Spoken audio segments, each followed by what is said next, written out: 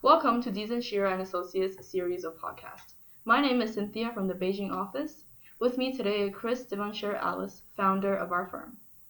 Dezan Shira&Associates is a specialist foreign direct investment practice, providing corporate establishment, business advisory, tax advisory and compliance, accounting, payroll, due diligence, and financial review services to multinationals investing in emerging Asia.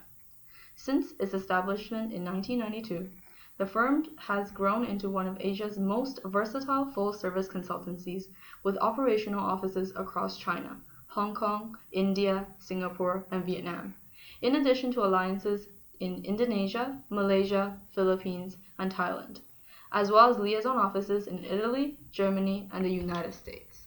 Today we'll be talking about India's new political party and its economic implications.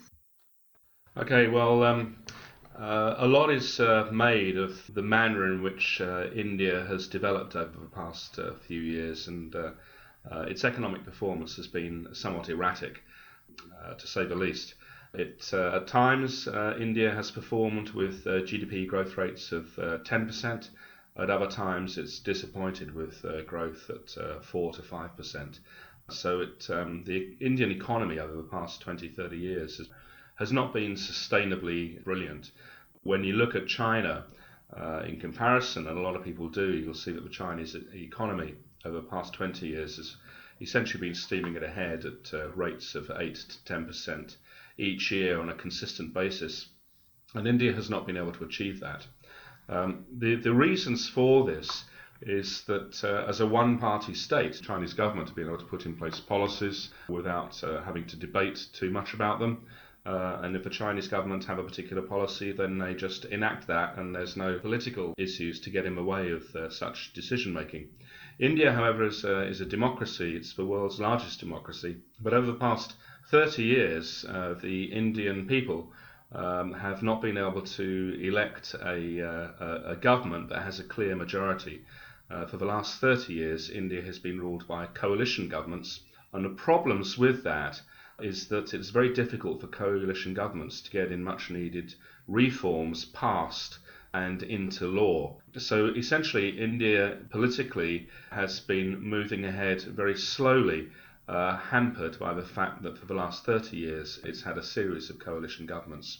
That, however, has just changed, which is good news.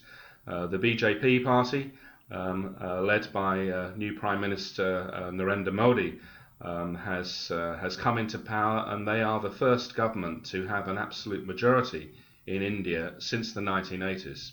So this is a very positive thing.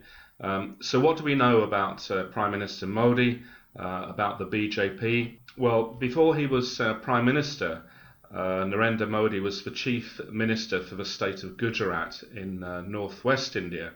Now, out of all of the Indian states, and there's over 30 of them, Gujarat is the only one that over the last decade has been delivering GDP growth rates of 10 to 12% consistently. So Modi's reforms and the way in which he's been able to manage the Indian state of Gujarat and achieve those GDP growth rates in the state, it's that sort of performance which has led the Indian public to elect him as the new Prime Minister and to put his BJP party into power. On the subject of Gujarat, it's worthwhile noting that the American auto company Ford last year placed their Asia manufacturing operations into Gujarat. Their confidence in what can be achieved in the state enabled them to choose Gujarat out of all of the rest of Asia for their Asian manufacturing operations. So Prime Minister Modi, having been Chief Minister of Gujarat, has already shown himself to be business friendly, foreign investment friendly, and with a majority government in power, now able to get through much needed reforms into India, which have been on the agenda for many years, but have not actually come to fruition. Some of these reforms include liberalisation of certain aspects of foreign investment. It can now be expected that these will improve. And also tax reform. India has a relatively high tax base. Tax reform is on the agenda, which should significantly decrease the amount of tax, corporate income tax and individual income tax rates paid. So it'll be nice to see that get through, and I think that the Modi government will be trying to push through a whole raft of reforms over the next couple of years to make India a much more friendly business environment and more sustainable business environment for foreign investors to enter and take advantage of. It should be noted that the Indian population itself has a middle class consumer base of about 250 million people. That's the same size as China's. They also want to acquire and purchase brand name products and good quality products. So that market alone is a really good reason to go into India. The Chinese government actually were the first people to visit India and to see the new Prime Minister Modi. So they're taking a very active interest in developments in India. Premier Li Keqiang has been there, and Foreign Minister Wang has been there very recently. They've stated that the Chinese government is very keen to invest in India, to invest in India's infrastructure. They're keen to put differences over border disputes behind them and move on.